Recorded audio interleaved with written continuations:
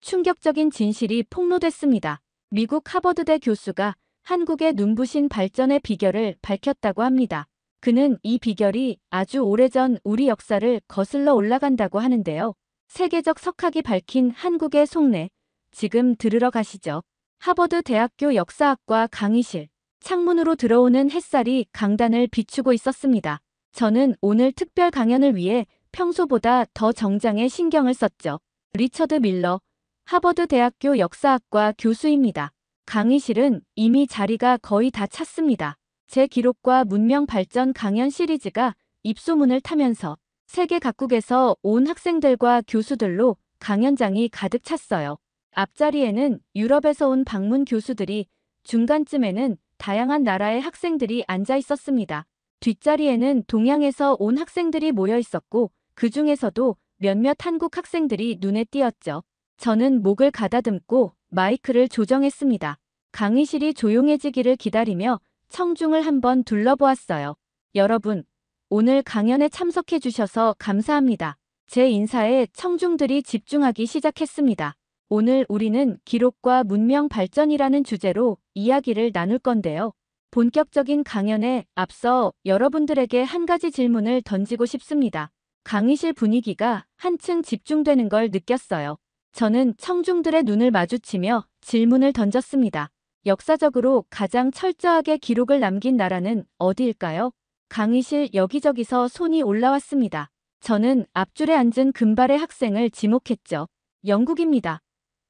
그가 자신있게 말했습니다. 흥미로운 답변이네요. 영국은 확실히 오랜 역사 기록 전통이 있죠. 다른 의견은요? 이번엔 중간쯤 앉은 이탈리아 출신으로 보이는 학생을 가리켰습니다. 로마일 겁니다, 교수님. 로마는 제국의 모든 기록을 상세하게 남겼으니까요. 저는 고개를 끄덕이며 미소를 지었습니다. 역시 좋은 대답입니다. 또 다른 의견은요? 중국에서 온 것 같은 동양 학생이 손을 들었어요. 중국이라고 생각합니다. 3000년이 넘는 기록이 있으니까요. 네, 중국도 훌륭한 후보죠. 다른 생각이 있는 분? 강의실은 잠시 조용해졌습니다. 모두가 제가 답을 말해줄 것을 기다리는 듯 했어요. 저는 잠시 긴장감을 조성하며 답변을 준비했습니다.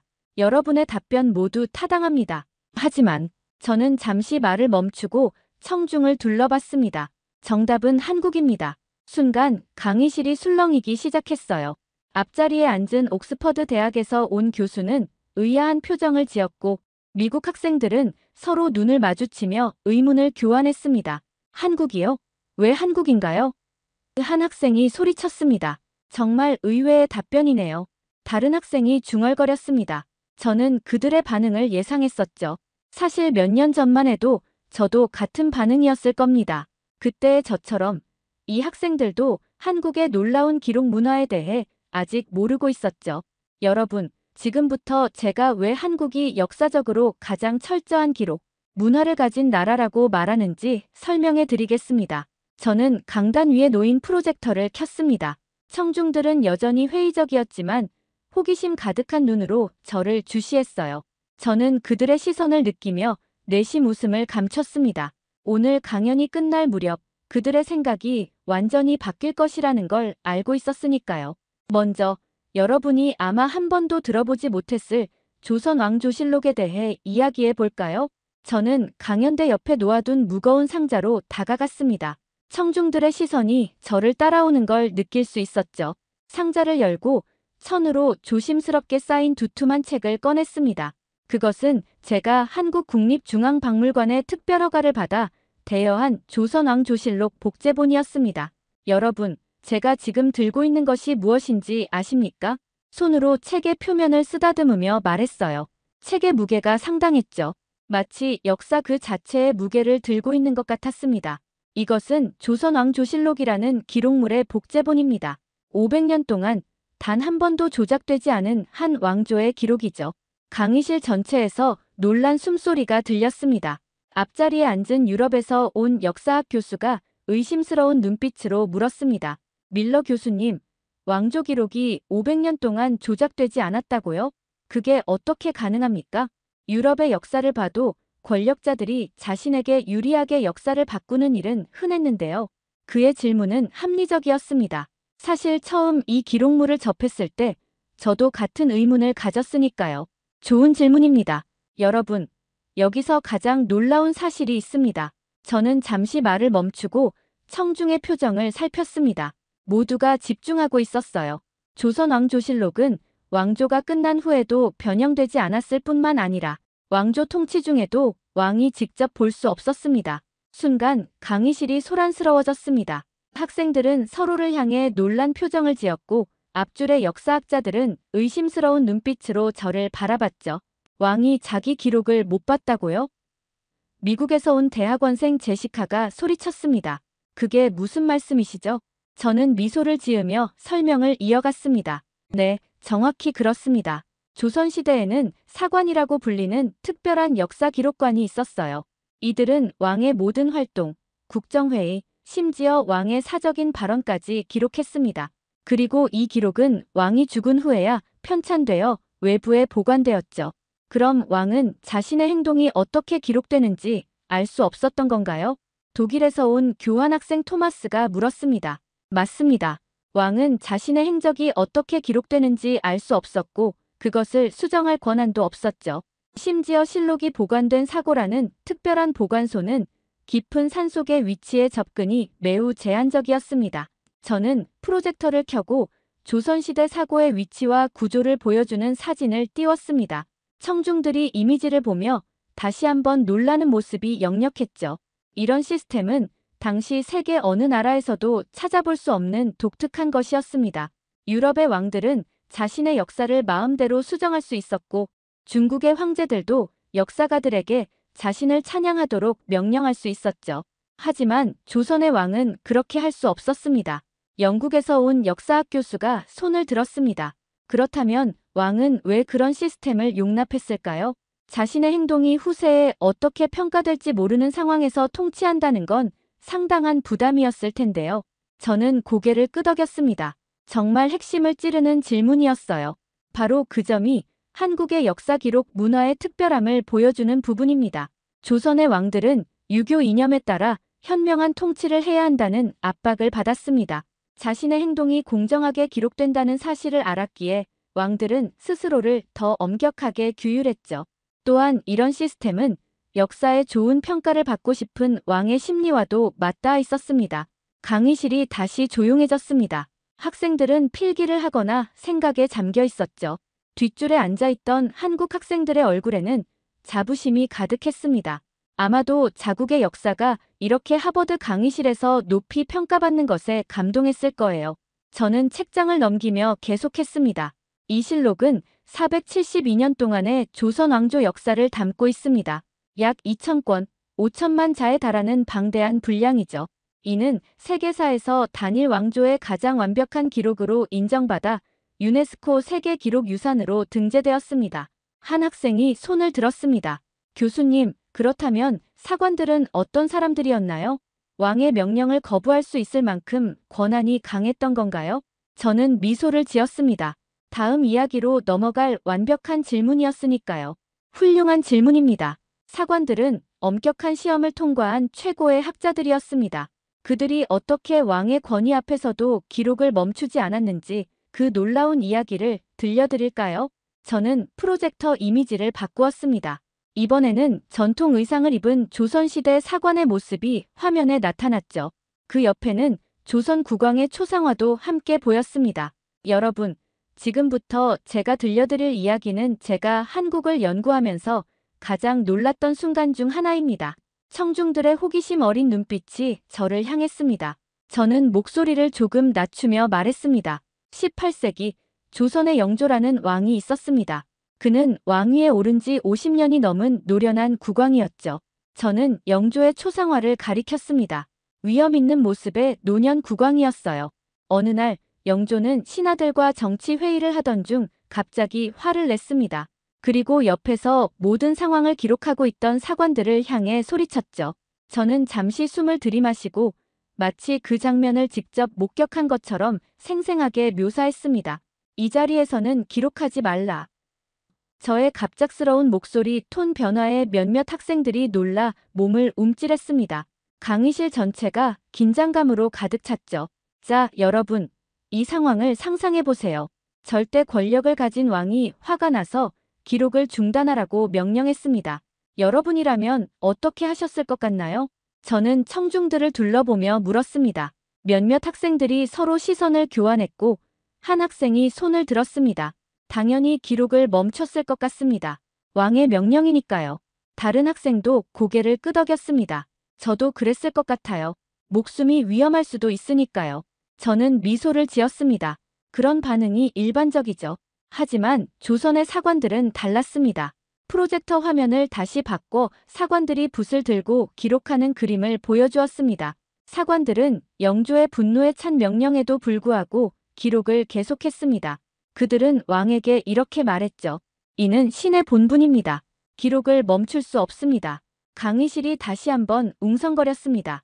앞줄에 앉은 유럽 출신 교수는 믿기지 않는다는 표정이었고 학생들은 놀란 눈으로 서로를 바라봤죠. 왕이 그들을 처벌하지 않았나요? 프랑스에서 온 학생이 물었습니다. 그의 목소리에는 의심이 가득했어요. 저는 고개를 저었습니다. 아니요. 오히려 영조는 사관의 독립성을 존중했습니다. 물론 순간적으로 화를 냈지만 곧 자신의 행동을 자제했죠. 이것이 바로 조선 왕조의 독특한 점입니다. 왕도 역사 기록의 중요성과 독립성을 인정했던 거예요. 미국 학생 하나가 의아한 표정으로 손을 들었습니다. 그건 정말 놀랍네요. 하지만 왕이 정말 화가 났을 때는 어땠나요? 예를 들어 정말 못 적게 하고 싶은 내용이 있었다면요? 좋은 질문입니다. 저는 고개를 끄덕이며 대답했습니다. 실제로 역사 속에서 몇몇 왕들은 자신에게 불리한 기록을 없애려고 시도했습니다. 하지만 사관들은 목숨의 위험을 무릅쓰고 기록을 지켰죠. 저는 잠시 침묵했다가 계속 말을 이어갔습니다. 예를 들어 연산군이라는 폭군이 있었습니다. 그는 자신의 행적이 기록되는 것을 극도로 경계했죠. 하지만 사관들은 비밀리에 기록을 계속했고 결국 연산군은 역사의 폭군으로 기록됐습니다. 강의실의 분위기가 무거워졌습니다. 청중들은 이제 조선의 역사 기록 시스템의 심각성과 중요성을 느끼기 시작한 것 같았어요. 이러한 기록 정신은 단순한 관습이 아니었습니다. 그것은 국가 운영의 핵심 원칙이었죠. 왕은 자신의 행동이 엄격하게 평가받을 것을 알았기에 더욱 신중하게 통치했습니다. 사관들은 자신들의 직무가 후대의 평가를 위한 것임을 명확히 인식했고요. 저는 다시 조선왕조실록 복제본을 들어보였습니다. 이 기록들은 단순한 역사책이 아닙니다. 이는 권력의 견제와 균형, 그리고 지식인의 책임감을 보여주는 살아있는 증거죠. 강의실 뒤쪽에서 손이 올라왔습니다. 한국에서 교환학생으로 온 민수라는 학생이었어요. 교수님, 제가 알기로는 사관들이 국왕의 행동뿐만 아니라 자연재해나 민간의 풍습까지도 꼼꼼히 기록했다고 들었습니다. 이런 포괄적인 기록이 현대 한국인의 정체성에도 영향을 미쳤을까요? 저는 미소를 지었습니다. 정말 날카로운 질문이었죠. 매우 훌륭한 통찰입니다. 민수 학생. 맞습니다. 조선왕조실록은 정치적 사건뿐만 아니라 일식, 월식, 홍수, 가뭄 같은 자연현상부터 민간의 의복, 음식, 놀이에 이르기까지 모든 것을 기록했습니다. 이런 전통이 오늘날 한국인들의 세세한 것까지 기록하는 습관으로 이어졌다고 볼 수 있겠죠. 저는 청중들을 둘러보았습니다. 대부분의 서구권 학생들과 교수들의 표정이 처음과는 완전히 달라져 있었어요. 의심과 회의는 경외와 호기심으로 바뀌었죠. 하지만 여러분, 이 놀라운 기록 정신의 진가는 국가가 위기에 처했을 때 더욱 빛을 발했습니다. 전쟁 중에도 한국인들은 역사 기록을 지키기 위해 목숨을 걸었죠. 그 이야기는 더욱 놀랍습니다. 학생들의 눈빛이 호기심으로 빛났습니다. 저는 다음 이야기로 넘어갈 준비를 했습니다. 16세기 일본의 침략으로 조선은 존망의 위기에 처했습니다. 그 와중에도 조선의 학자들이 이 기록을 지키기 위해 어떤 노력을 했는지 들려드리겠습니다. 저는 프로젝터 화면을 바꿔 16세기 조선의 지도를 보여주었습니다. 빨간색 화살표가 일본에서 한반도로 향하고 있었죠. 여러분, 1592년 일본은 대규모 군대를 이끌고 조선을 침략했습니다. 이를 임진왜란이라고 부르죠. 화면이 전쟁 장면을 묘사한 그림으로 바뀌었습니다. 치열한 전투 속에서 불타는 건물들과 도망치는 사람들의 모습이 보였어요. 침략군은 빠르게 수도 한양을 점령했고 조선의 국왕과 조정은 북쪽으로 피난을 떠나야 했습니다. 나라의 운명이 풍전등화였죠. 저는 잠시 말을 멈추고 강의실을 둘러보았습니다. 모든 청중이 깊이 집중하고 있었어요. 여러분은 이런 상황에서 무엇을 가장 먼저 지키려고 할 것 같습니까? 보물, 왕실의 귀중품, 아니면 무기나 식량 같은 실용적인 물건들. 몇몇 학생들이 손을 들었습니다. 저는 중간줄에 앉은 독일 출신 학생을 지목했어요. 아마도 왕실의 보물이나 귀중품을 지키려 했을 것 같습니다. 다른 학생이 맞장구 쳤습니다. 저는 무기와 식량 같은 생존에 필요한 것들이라고 생각해요. 저는 고개를 끄덕였습니다. 모두 타당한 대답입니다. 하지만 조선의 학자들에게는 그보다 더 중요한 것이 있었습니다. 제 목소리가 한층 진지해졌습니다. 바로 역사 기록이었습니다. 여러분, 조선의 학자들은 전쟁의 혼란 속에서도 조선 왕조실록을 지키기 위해 목숨을 걸었습니다. 강의실이 다시 한번 술렁였습니다. 앞줄의 유럽 교수들은 놀란 표정이었고 학생들도 믿기지 않는다는 눈빛이었죠. 전쟁 중인데도 역사 기록을 지켰다고요? 한 미국 학생이 소리쳤습니다. 그게 말이 됩니까? 저는 미소를 지었습니다. 네, 정확히 그랬습니다. 전쟁 발발 직후 학자들은 조선 왕조실록을 안전한 곳으로 옮기기 위한 작전을 세웠습니다. 프로젝터 화면이 바뀌어 한국의 깊은 산속에 자리한 사고의 모습이 나타났습니다. 실록은 원래 4곳의 사고에 분산 보관되어 있었습니다. 하지만 전쟁으로 3곳이 위험에 처했죠. 학자들은 급히 기록물을 모아 북쪽 지역의 깊은 산속으로 옮겼습니다. 저는 화면에 나타난 산길을 가리켰습니다. 생각해보세요. 적군이 침략하는 상황에서 이들은 무거운 책들을 말에 싣고 험한 산길을 통해 옮겼습니다. 때로는 등에 지고 걸어야 했죠. 청중들의 표정이 경이로움으로 가득 찼습니다. 특히 역사학을 전공하는 학생들의 눈빛이 달라졌어요. 하지만 불행히도 그들의 노력에도 불구하고 일부 실록은 전쟁 중에 소실되었습니다. 이에 대한 조선 학자들의 반응이 또 놀랍습니다. 저는 잠시 말을 멈추고 물을 한 모금 마셨습니다. 청중의 호기심은 최고조에 달한 것 같았어요. 전쟁이 끝난 후 조선의 학자들은 소실된 실록을 재구성하기 위한 대대적인 프로젝트를 시작했습니다. 그들은 개인 일기, 각종 공문서, 그리고 살아남은 증인들의 증언을 모아 잃어버린 역사를 복원했죠. 저는 실록 복원 과정을 보여주는 이미지로 화면을 전환했습니다. 이들은 밤낮 없이 작업했습니다. 단 한 줄의 기록도 놓치지 않기 위해 끝없는 노력을 기울였죠. 그리고 마침내 그들은 소실된 실록의 대부분을 복원해냈습니다. 강의실은 완전히 조용해졌습니다. 모두가 제 이야기에 깊이 빠져든 것 같았어요. 여러분, 이것이 바로 제가 말하는 한국인의 역사적 근성입니다. 국가의 존립이 위태로운 상황에서도 그들은 역사 기록의 중요성을 잊지 않았습니다. 이는 단순한 문화적 특성이 아닌 민족의 정체성과 직결된 가치관이었죠. 앞줄에 앉은 역사학과 교수가 손을 들었습니다. 밀러 교수님, 이런 기록 보존에 대한 집착은 실용적인 목적이 있었나요? 아니면 순전히 문화적, 학문적 가치 때문이었나요? 저는 고개를 끄덕였습니다. 훌륭한 질문입니다. 조선의 학자들에게 역사 기록은 단순한 과거의 보존이 아니었습니다. 그것은 미래를 위한 교훈이자 국가 정체성의 핵심이었죠. 그들은 역사를 통해 올바른 통치의 원칙을 배우고 과거의 실수를 반복하지 않기 위해 기록을 남겼습니다. 저는 화면을 현대 한국의 모습으로 바꾸었습니다. 서울의 번화가와 첨단 기술을 보여주는 이미지였죠. 그리고 이 기록 정신은 오늘날까지 이어져 한국이 빠른 시간 내에 전쟁의 폐허에서 세계적인 경제, 강국으로 성장하는 원동력이 되었다고 생각합니다. 중간 자리에 앉은 한 미국 학생이 물었습니다. 그렇다면 이런 역사적 기록 정신이 현대 한국인들의 일상에도 영향을 미치나요? 저는 빙그레 웃었습니다. 매우 통찰력 있는 질문입니다. 네, 저는 그렇다고 생각합니다. 예를 들어, 한국의 교육열은 세계적으로 유명하죠. 이는 조선시대부터 이어진 학문에 대한 존중과 기록 정신의 연장선상에 있다고 볼 수 있습니다. 강의실 뒤쪽에서 또 다른 손이 올라왔습니다. 이번에는 유럽에서 온 교환학생이었어요. 교수님, 전 세계적으로 한국 학생들이 공부를 많이 한다는 이야기는 들었습니다. 그런데 그것이 정말 수백 년 전의 역사 기록 전통과 연관이 있다고 보시는 건가요? 좋은 질문입니다. 저는 고개를 끄덕이며 대답했습니다. 문화적 특성은 하루아침에 형성되지 않습니다. 수백 년에 걸친 가치관과 습관이 오늘날까지 이어져 내려온 거죠.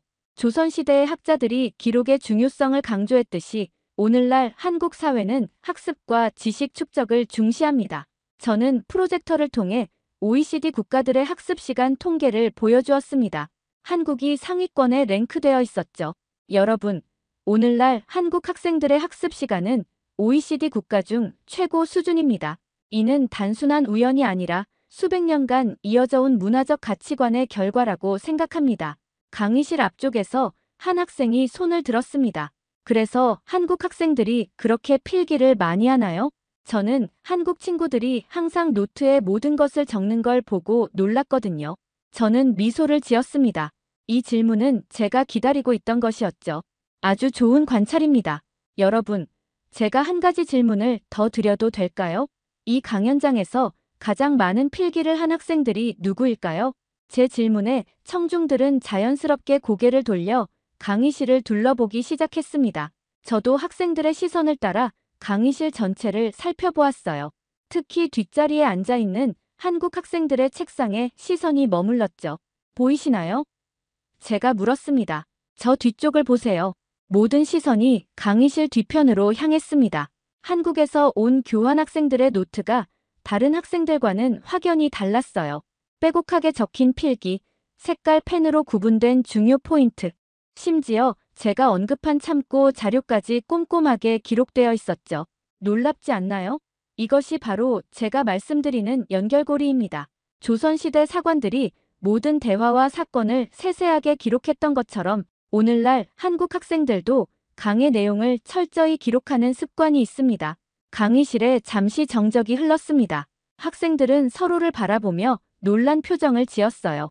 특히 서구권 학생들은 한국 학생들의 노트를 보며 감탄하는 눈치였죠. 교수님, 그렇다면 한국의 교육 시스템은 이런 기록 문화와 어떻게 연결되어 있나요? 앞줄에 앉은 영국 출신 교수가 물었습니다. 저는 고개를 끄덕이며 프로젝터 화면을 바꾸었습니다. 이번에는 조선시대 성균관이라는 최고 교육기관의 이미지가 나타났어요. 조선시대부터 학문은 국가적으로 최고의 가치를 인정받았습니다. 성균관이라는 국립교육기관을 중심으로 전국의 향교와 서원이라는 지방교육기관이 설립되었죠. 과거 시험을 통해 관리를 선발했고 학문적 성취가 사회적 지위와 직접 연결되었습니다. 화면이 다시 바뀌어 현대 한국의 학교와 학원가 모습이 나타났습니다. 이런 전통은 오늘날까지 이어져 한국 사회에서는 교육이 가장 중요한 가치 중 하나로 여겨집니다. 학부모들은 자녀 교육에 아낌없이 투자하고 학생들은 밤늦게까지 공부하죠. 저는 OECD 교육 통계 자료를 화면에 띄웠습니다. 오늘날 한국 학생들의 학습 시간은 OECD 국가 중 최고 수준입니다. 수학과 과학 성취도도 세계 최상위권이죠. 하지만 단순히 공부 시간이 길다는 것보다 더 중요한 것은 그들의 학습 방식입니다. 저는 한국 학생의 노트 사진을 보여주었습니다. 한국 학생들은 단순히 듣는 것에 그치지 않고 들은 내용을 철저히 기록하고 정리합니다. 이는 조선의 사관들이 모든 일을 꼼꼼히 기록했던 전통과 맞닿아 있죠. 한 미국 학생이 손을 들었습니다. 교수님, 그런데 요즘은 디지털 시대잖아요. 한국 학생들도 컴퓨터나 태블릿으로 필기하지 않나요? 저는 웃으며 대답했습니다. 물론 디지털 기기를 활용하는 학생들도 많습니다. 하지만 흥미롭게도 많은 한국 학생들이 여전히 손으로 직접 필기하는 것을 선호해요. 손으로 쓰는 행위 자체가 기억력을 향상시키고 지식을 더 깊이 이해하는 데 도움이 된다고 믿기 때문이죠. 강의실 뒤쪽에서 한국 학생 한 명이 손을 들었습니다. 교수님, 저는 서울대학교에서 온 박지민입니다. 사실 우리 한국 학생들은 필기를 많이 하는 것이 당연하다고 생각했어요. 그것이 특별한 문화적 전통에서 비롯되었다는 사실은 저도 오늘 처음 알게 되었습니다. 저는 미소를 지었습니다. 지민 학생, 좋은 말씀 감사합니다. 사실 문화적 특성은 너무 자연스러워서 그 안에 사는 사람들은 오히려 잘 인식하지 못하는 경우가 많아요. 마치 물속의 물고기가 물의 존재를 인식하지 못하는 것처럼요. 청중들 사이에서 공감의 웃음이 터져 나왔습니다. 한국의 교육열은 단순히 시험에서 좋은 점수를 받기 위한 것이 아닙니다. 그 근본에는 지식과 기록의 가치를 소중히 여기는 오랜 전통이 있어요. 조선시대에는 유교적 가치관에 따라 학문을 통한 자기 개발과 사회 공헌을 중시했습니다. 제 말에 앞줄의 역사학 교수가 고개를 끄덕였습니다. 그렇군요. 서양의 역사에서도 기록의 중요성은 강조되었지만 그것이 한 사회의 핵심 가치로 이렇게 깊이 자리 잡은 경우는 드물었던 것 같습니다. 저는 고개를 끄덕였습니다. 맞습니다. 서양에서도 수도원을 중심으로 기록 문화가 발달했지만 그것이 사회 전체에 퍼져 국가 운영의 원칙으로 자리 잡은 경우는 드물었죠. 한국의 경우 기록 문화가 국가 정체성의 핵심 요소가 되었다는 점이 특별합니다. 저는 잠시 멈추고 강의실을 둘러보았습니다. 모든 학생들이 집중하고 있었고 특히 서구권 학생들의 눈빛이 처음과는 완전히 달라져 있었어요. 호기심과 존경심이 가득한 눈빛이었죠. 여러분, 한국의 교육열과 기록 정신은 단순한 습관이 아닙니다. 그것은 국가의 존립과 발전을 위한 전략적 선택이었죠. 임진왜란 이후 조선은 국력이 크게 약화되었지만 학문과 기록을 통해 문화적 정체성을 지켜냈습니다. 그리고 20세기 한국 전쟁 이후에도 교육을 통해 빠르게 국가를 재건했죠. 저는 화면을 현대 한국의 성공적인 모습을 보여주는 이미지로 바꾸었습니다. 역사적으로 볼 때 한국은 외부의 침략과 식민, 지배를 겪으면서도 자신들의 정체성을 지킬 수 있었던 몇 안 되는 나라입니다. 그 비결 중 하나가 바로 이 철저한 기록 정신과 그로부터 파생된 교육열이라고 생각합니다. 강의실 앞쪽에서 다시 한 학생이 손을 들었습니다. 교수님, 그렇다면 이런 한국의 교육 방식이 실제로 효과적이라고 보시나요? 서구에서는 창의성과 자유로운 사고를 더 중시하는 경향이 있는데요. 저는 고개를 끄덕였습니다. 이는 많은 서구인들이 갖는 일반적인 의문이었죠. 매우 좋은 질문입니다. 사실 모든 교육 방식에는 장단점이 있습니다. 한국의 교육 시스템은 때로 지나친 경쟁과 암기 위주라는 비판을 받기도 하죠. 하지만 기본 지식의 철저한 습득과 체계적인 기록 습관은 분명히 강점입니다. 저는 잠시 생각에 잠겼다가 말을 이어갔습니다. 흥미로운 점은 최근 한국 사회도 이런 자기 성찰을 통해 교육 시스템을 개혁하려는 노력을 기울이고 있다는 거예요. 전통적인 기록 정신의 장점은 유지하면서 창의성과 자율성을 강화하는 방향으로 변화하고 있죠. 저는 다시 한번 강의실을 둘러보며 질문했습니다. 자, 이제 여러분들은 한국 학생들의 필기 습관이 단순한 공부 방법이 아니라 수백 년간 이어져 온 문화적 전통임을 이해하셨을 겁니다. 그렇다면 이 강연장에서 그런 전통이 어떻게 실천되고 있는지 직접 확인해 볼까요? 저는 청중을 향해 다시 한번 질문했습니다. 여러분, 이 강연장에서 가장 많은 필기를 한 학생들이 누구일까요? 이미 대답을 알고 있는 학생들도 있었지만 대부분은 궁금한 표정으로 서로를 바라보았습니다. 저는 천천히 강의실 뒤쪽을 가리켰어요. 자, 모두 뒤를 돌아보세요. 전체 강의실의 시선이 일제히 뒤쪽으로 향했습니다.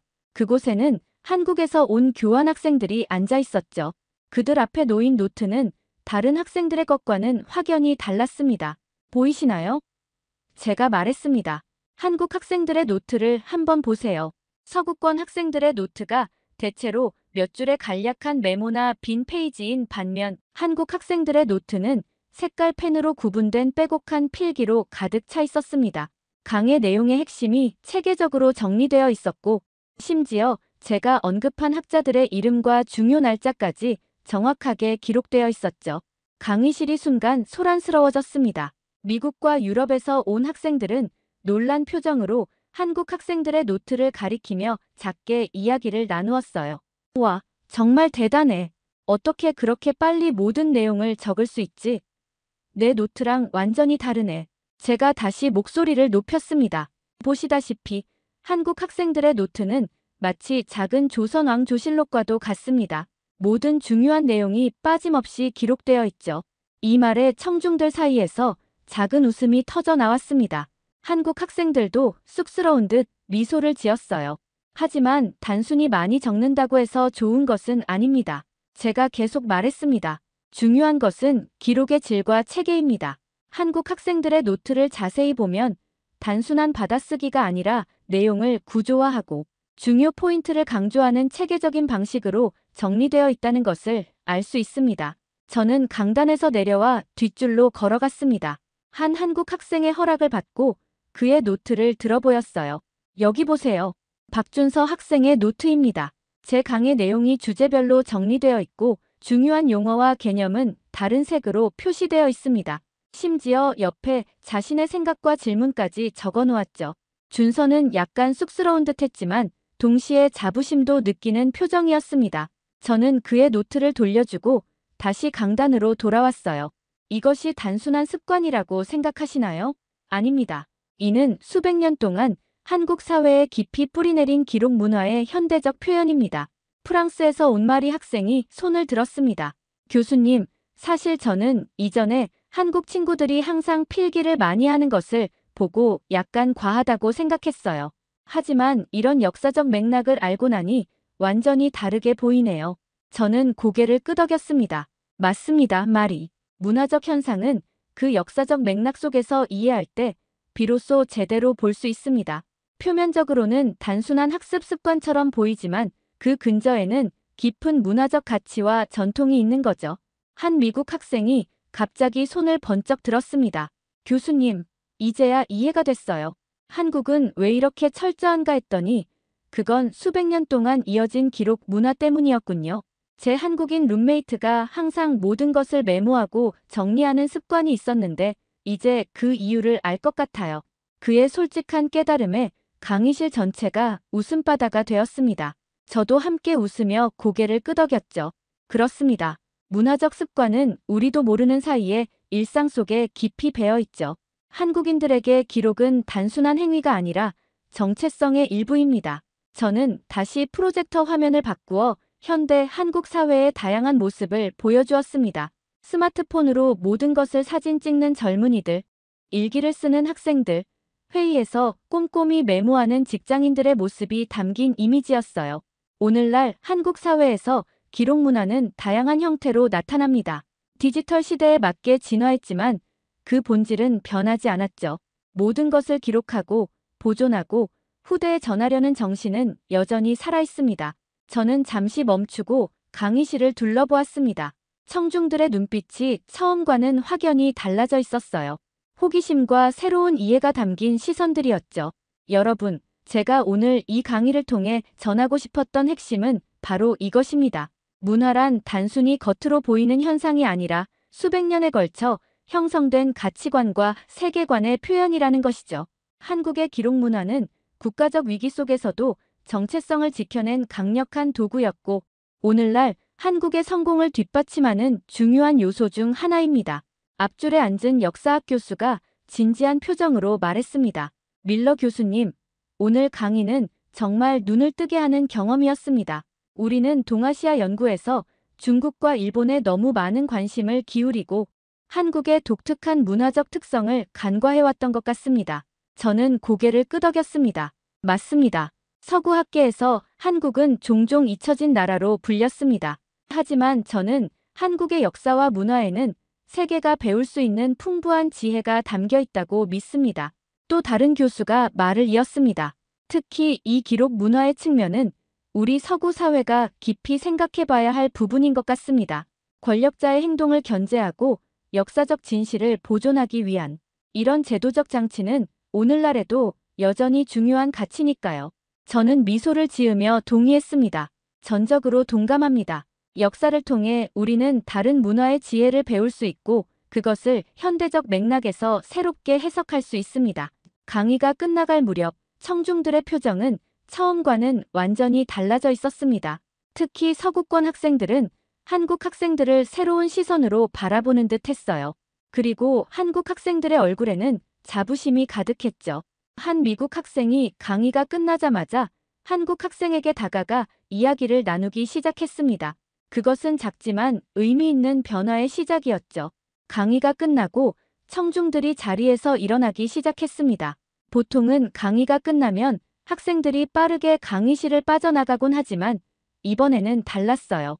많은 학생들이 자리에 남아 서로 대화를 나누거나 한국 학생들에게 다가가는 모습이 보였습니다. 저는 강단 위에서 자료를 정리하며 이 광경을 지켜보았습니다. 마치 작은 혁명이 일어난 것 같았어요. 불과 이 시간 전만 해도 이 강의실에서 한국 학생들은 그저 조용히 뒷자리에 앉아있는 아시아 출신 교환학생들에 불과했습니다. 하지만 지금 그들은 관심의 중심에 서 있었죠. 한 미국 학생이 한국 학생 민호에게 다가가 그의 노트를 보여달라고 요청하는 모습이 눈에 띄었습니다. 이렇게 정리하는 방법을 좀 알려줄 수 있을까? 그가 물었습니다. 난 항상 강의 내용을 잘 정리하는데 어려움을 겪거든. 민호는 미소를 지으며 기꺼이 자신의 노트 정리법을 설명해주기 시작했습니다. 그들의 대화가 차츰 깊어지는 것을 보며 저는 속으로 미소를 지었어요.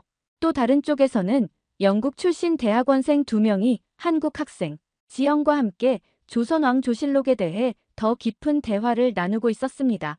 지영은 실록 복원 과정에 대해 알고 있는 추가 정보를 그들과 공유하고 있었죠. 실록이 임진왜란 때 소실된 후 학자들은 개인 일기와 기록을 모아 복원 작업을 했다고 들었어요. 정말 놀라운 헌신이었죠. 지영이 설명했습니다. 영국 학생들은 깊이 감명받은 표정이었습니다. 그중 한 명이 말했습니다.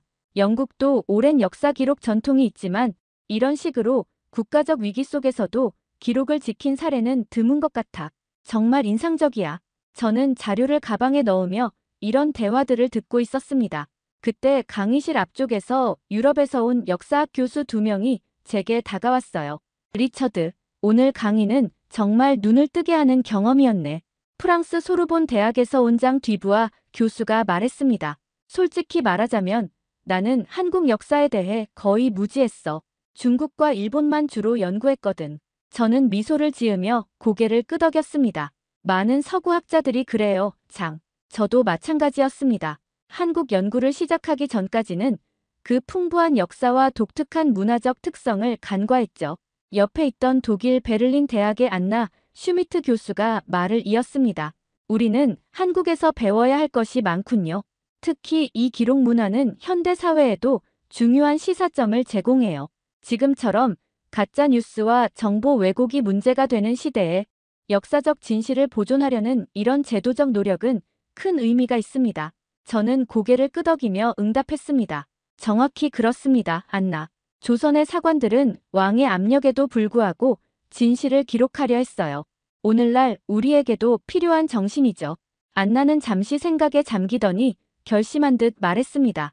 저는 다음 학기에 동아시아 역사 강의에서 한국 부분을 대폭 늘릴 생각입니다. 특히 이 조선왕조실록에 대해 더 깊이 다루고 싶어요. 장도 동의했습니다.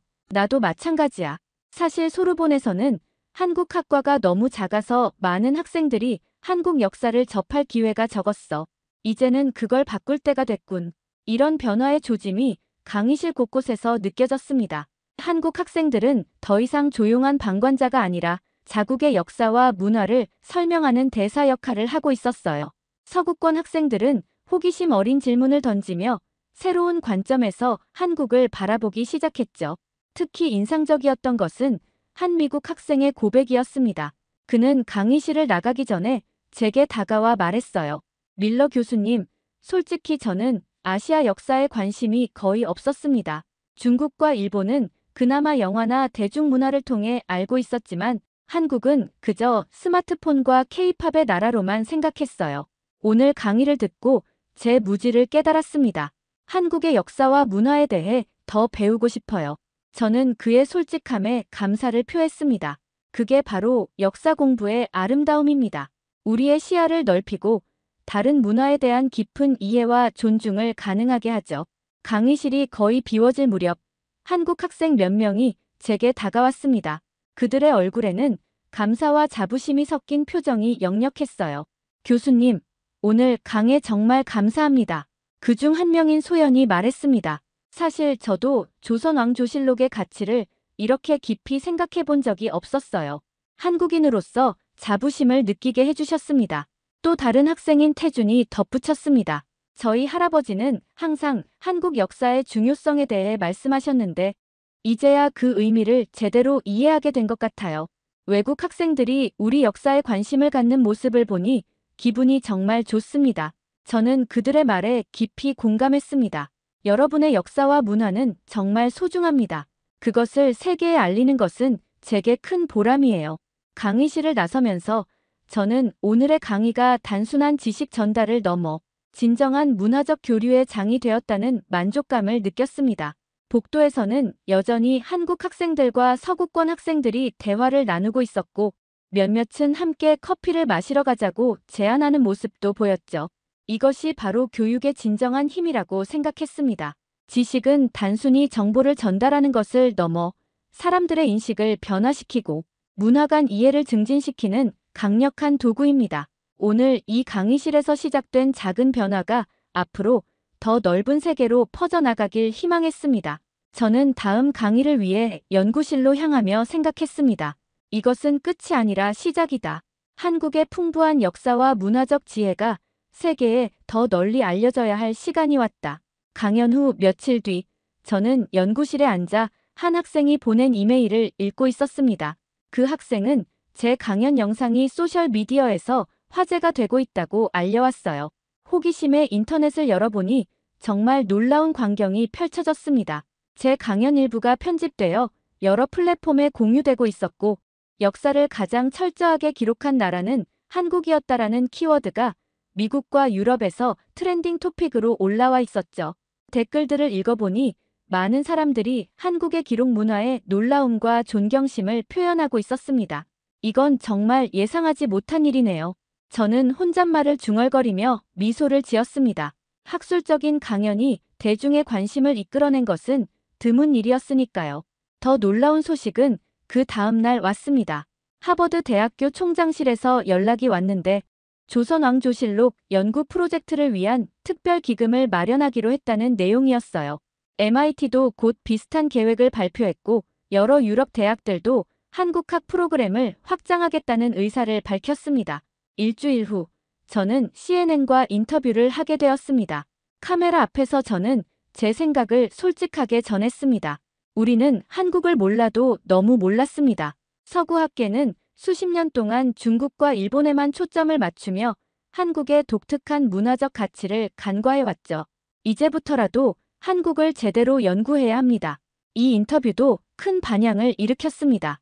뉴욕타임스는 잊혀진 기록의 왕국 서구가 재발견한 한국이라는 제목의 특집 기사를 실었고 여러 학술지에서도 한국의 역사 기록 문화에 대한 논문을 요청해왔습니다. 한국에서도 이 소식이 전해져 많은 사람들이 자부심을 느끼게 되었다고 합니다. 여러 한국 언론이 저에게 인터뷰를 요청했고 서울대학교에서는 특별 강연 초청까지 받았죠. 가장 보람찼던 순간은 제 강연을 들었던 한국 학생들로부터 받은 편지였습니다. 그들은 자국의 역사를 새롭게 바라보게 되었다고, 그리고 조상들의 지혜와 정신을 더 깊이 이해하게 되었다고 말했어요. 저는 창밖을 바라보며 생각했습니다. 역사는 단순한 과거의 기록이 아니라 현재와 미래를 위한 가이드라인이다. 조선의 사관들이 그랬듯이 우리도 진실을 기록하고 보존하는 일의 중요성을 다시 한번 배워야 할 때다. 이제 한국은 더 이상 세계 역사의 변방이 아닌 독특한 가치와 지혜를 가진 중요한 문화권으로 재평가받기 시작했습니다.